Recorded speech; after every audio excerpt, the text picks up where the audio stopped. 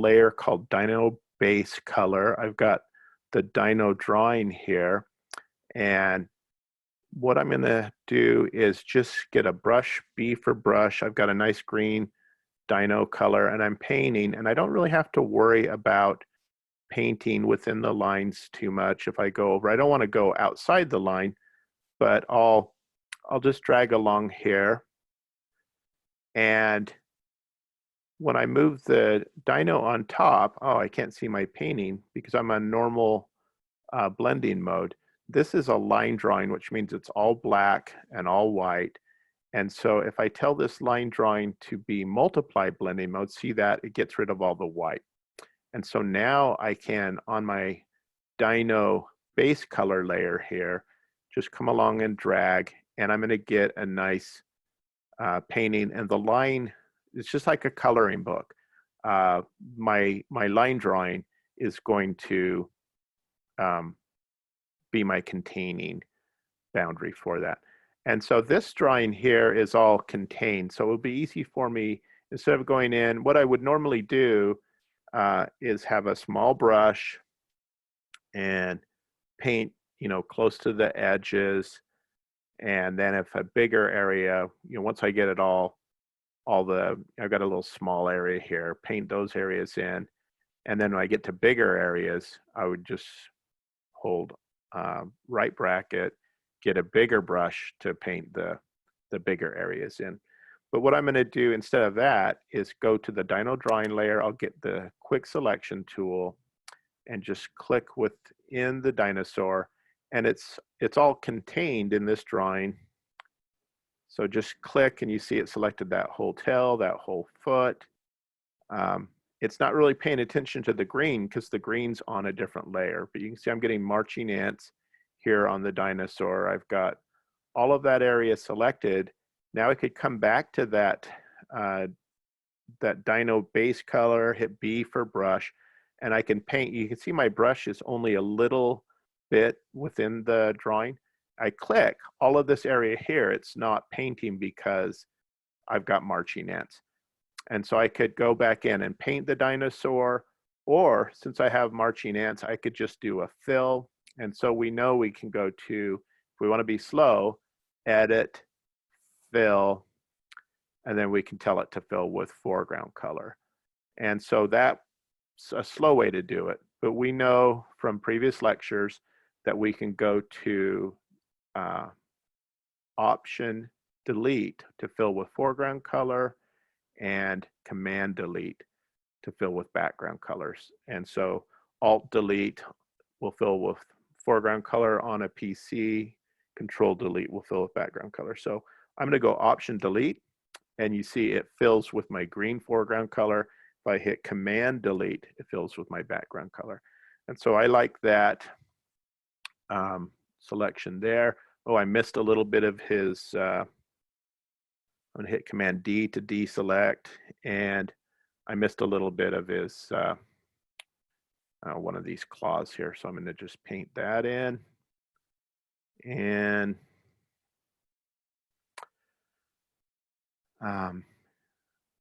you can see where I have it, since I'm on blending mode, you see how just that drawing is like that. If I wanted to, say, select the black area and have it fill green as well, I could go to Select, and I'll do Color Range, and I'll click on that just with the eyedropper on the black area there, and you see what it's selected. I can adjust the fuzziness. I'll make it a little more fuzzy to get a pretty, so I went clear up to 116. You see it's got a pretty good selection. And then I'll fill all of that. I need to eyedrop to make my foreground color be green again. And then I'll fill all of that area with green as well. It's a little bit mottled, but that's okay.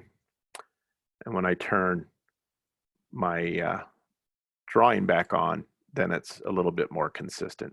So I've got the dinosaur base color. That looks pretty nice. And this has the asterisk of death, which tells me I haven't saved for a minute. So I'm gonna save this file, and I'll save to my desktop, and I'll call this Dino Demo, and then call that good. Okay, now I'm going to do the shadow layer here, and I'm going to first click a shadow color. So I click on my green, and I'll just come down here and pick a green color I like. I've got a nice darker green here that'll maybe a little bit darker. And I'm going to get a soft edge brush at this point. And so I'll just go to hardness 0. And it's a small brush, which may work for like areas like here. Oops. And see that I just drew outside. Oh, I don't want to do that. So what I would do is command click on all this green. And then I could just make a layer mask, and then I don't have to worry about drawing outside the lines at all. So I'll come in, and with this soft shadow there, I've got a little dimensionality on, and I would clean up this drawing here. It's pretty not that great, but it was just a quick sketch from my sketchbook.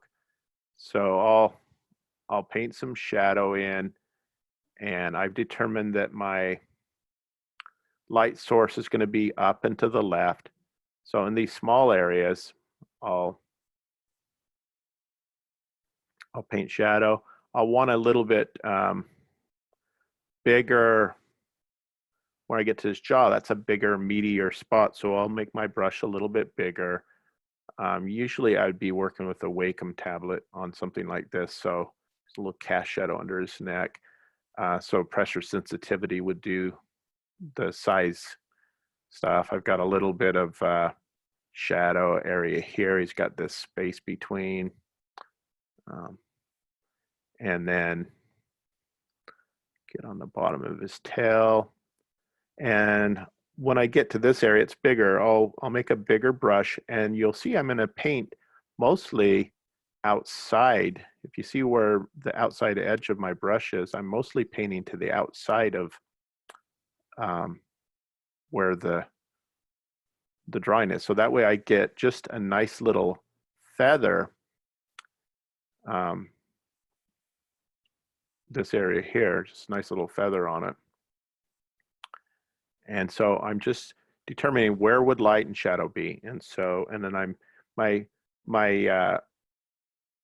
non-drawing hand is hovering over the plus and minus buttons because I'm not working with the Wacom tablet. So I'm just rendering with a bigger or smaller brush. Left bracket, make it smaller, get those shadow details. Give them some bigger, so it's softer. A softer brush will give you a bigger, softer shadow. And so that's giving him some nice dimensionality. I've got some bumps here. Those will be fun. I'll continue this shadow here. It's a little too small. It's a big area, so I'm going to paint outside of, mostly outside of the, I didn't like that one. So I've got some small detail here, so I'm going to come in. I've got these little bumps. I'll handle all of those individually to get some light and shadow. Those will be a fun area.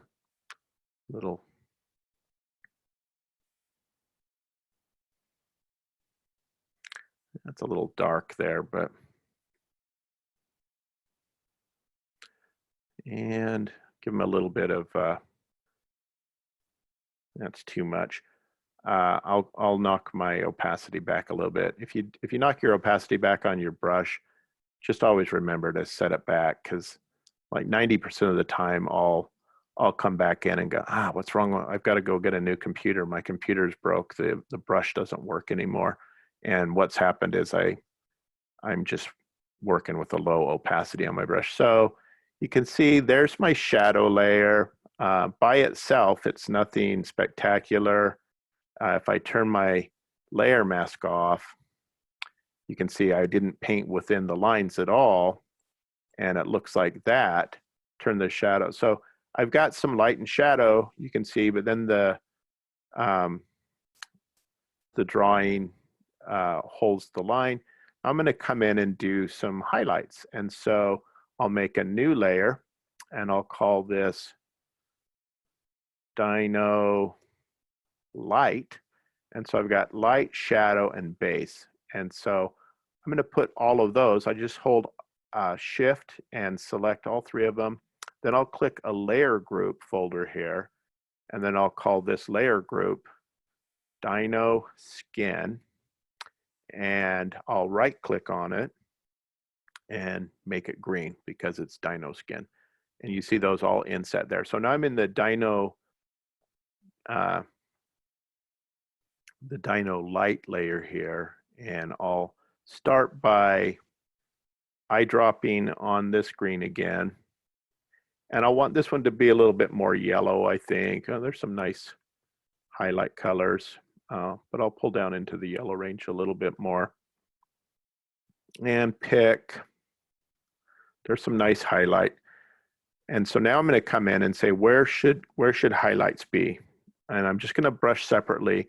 And so it's nice to work on separate layers because, you know, if you, maybe your art director says, you know, I really think we want to have a different shadow on it. Well, I could get a hue saturation or an other blending mode. So I'll go to hue saturation and say, all right, I want to have, and I'll make that be a clipping mask in the properties panel. You can see here's clipping mask, or I can hold Alt or Option and click. So I've got a clipping mask there, and I could say, well, I want that shadow to be, you know, a different color, a purple shadow. We want a red shadow. We want something more dramatic. So that's nice to be able to do that sort of thing. I'm not going to do that. I'm going to turn that off. But that's an advantage of working on a separate layer. So now I'm on my Dino Light. I've got this light Dino color, and I'm going to go more extreme, go to a more yellow color. So I got this light yellow color, and I'm at a low opacity. I remember that, but I'm going to stay there because it will be good. So I'm just painting some highlight areas, give some eye. Got a nostril here. We would want to have some highlight on, some highlight, and I'll throw a little highlight on each of these little bumps along the edge of this ridge here. Wherever you know, again, you got to decide where's your light and where's your shadow. My light's up here. I've got a light source top left, so I'm going to come in and paint. And I would say one of the biggest mistakes that beginner beginner artists, whether they're painting or whether they're using just graphite, is to be a little timid with your light and shadow. You see a lot of just mid-value gray pencil drawings a lot. And so I would suggest work a little more extreme than you think. It's particularly easy in Photoshop to come back in and say, all right, I'm gonna, I was too extreme on my shadows or on my light, either one. So I can always knock the opacity back. I'm going to, I made marching ants here. Because I'm going to not want to worry about painting outside the lines here. So I'm just painting some highlights along the edges, along the tops. And those sort of things give me some variety. They give me a little bit of dimensionality. And so I'm going to paint and notice this drawing I'm doing is mostly outside of that again, but that's what's giving me some dimensionality. Now my dinosaur's starting to look like it's got some light on it. This tail really wants to have a, uh, a tablet for this part, but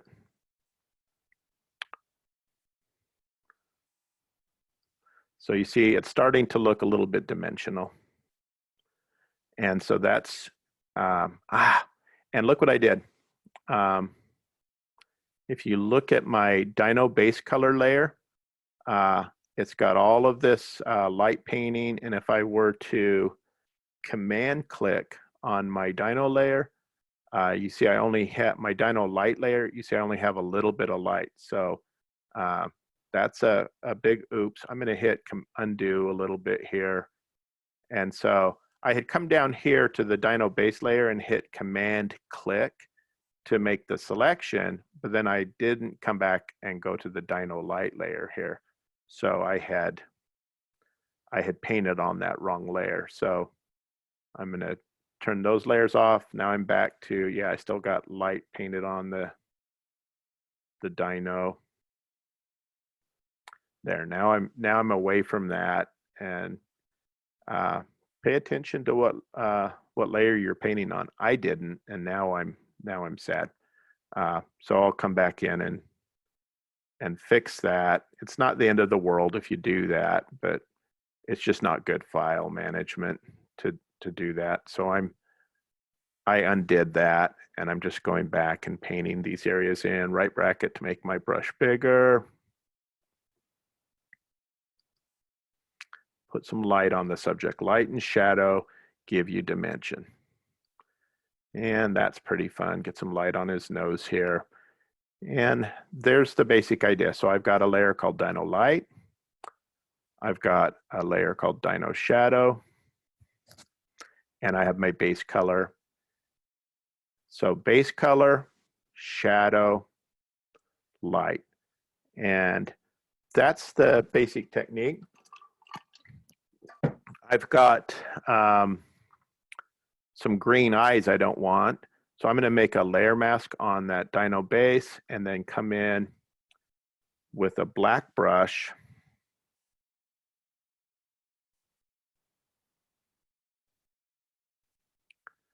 on that mask, paint that away.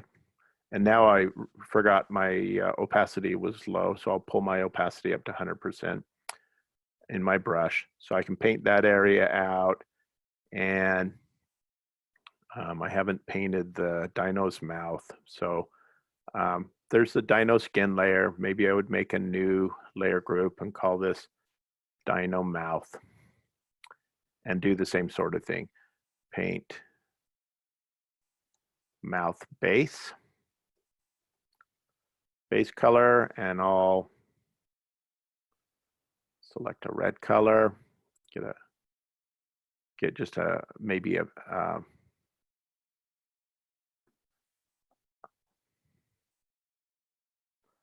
pink, and then come in and paint all that. And I'm going to go to a hard edge brush. There are key commands for that. Paint that. I'll be careful to not paint his teeth. And then I would come in and do highlights and shadow. I missed some green here because I didn't have that area selected when I filled it in. So I can always come back in when I see mistakes like that, open up my Dino base and paint that into this area here. I'm not going to do that at the moment because I don't have that color selected. Just paint the base color in. And so I'm got a little bit of a smaller brush where I'm painting over. I don't want to get into that tooth area. And it's got a lot of cleanup. If I were going to take this to a finish, I would have done a lot of work on the drawing. It was just it was a pretty small drawing actually in my sketchbook that I just pulled out this morning. So I've got mouth base color. I'll make a new layer. I'll call this next layer mouth shadow. And I'll click a darker color.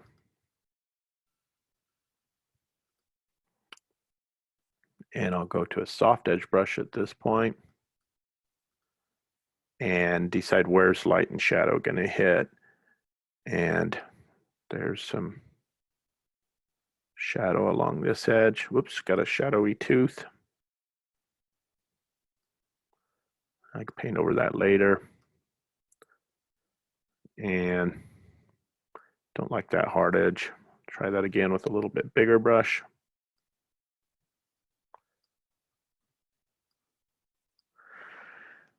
And I'll get darker in the back because maybe there's shadow. So just a little bit of tongue there. And I don't know that I need a highlight on it.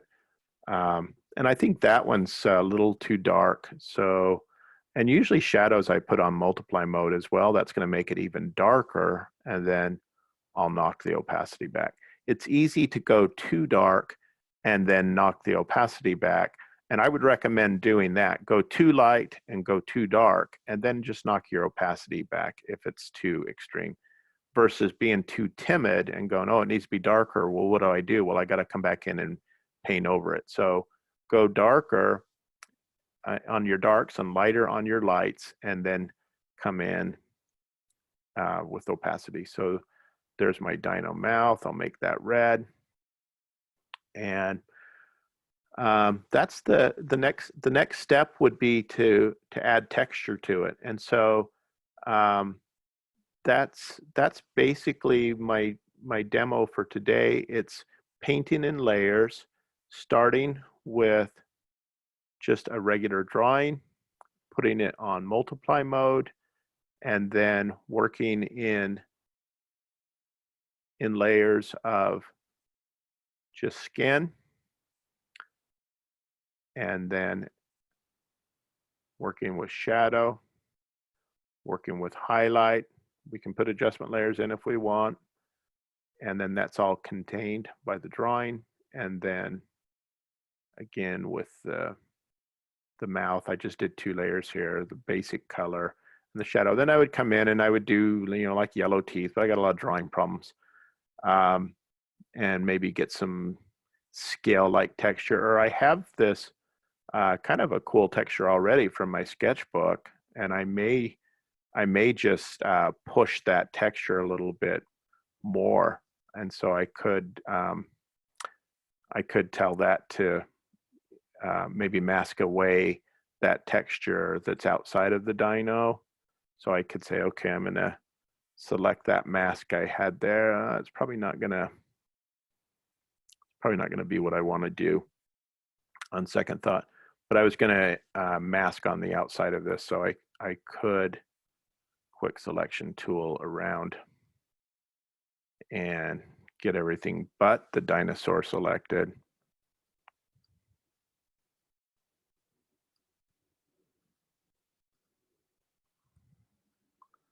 Okay, I think everything but the dinosaur selected, and then mask that, invert that mask, Command I will invert the mask. You see it's masking everything but what I want. So I'll just hit Command I, invert my mask. So now I've got the texture on the dinosaur, and then I don't have texture anywhere else.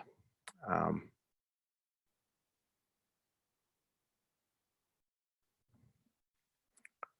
put that at the bottom.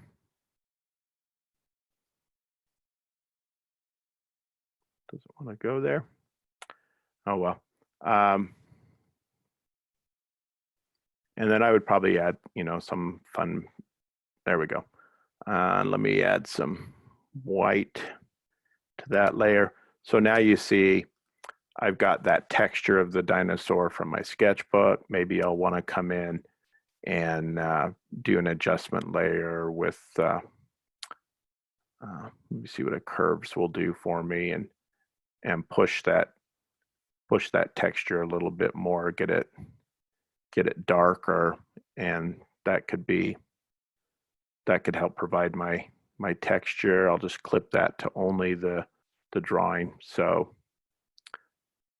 just pump that texture up a little bit. Or I could get other textures. So that's the basic idea of painting with layers. This is one option you can do for your painting. Start with a drawing and then paint it, this is by no means complete. I would do a lot of painting on it. I would do a lot of cleanup before I even started painting for